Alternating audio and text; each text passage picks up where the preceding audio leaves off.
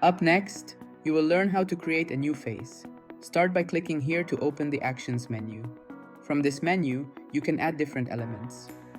Now, click here to add a phase. Be sure to include a description for your phase as well as a health description. Once you're ready, click here to create the phase. Up next, you will learn how to update a phase. Begin by clicking here to view the phase, then click here to edit the phase details. To edit the phase name, click here. After making your changes, click here to save them. Up next, you will learn how to reorder phases. To move the phase to the right, click here. If you need to move it to the left, click here. Up next, you will learn how to filter phases. Click here to see all phases. To select the phases that you want to see, click here. To deselect the phases you do not want to see, click here. Click here to select all phases.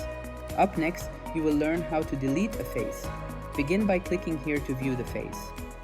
Finally, to delete the phase, click here.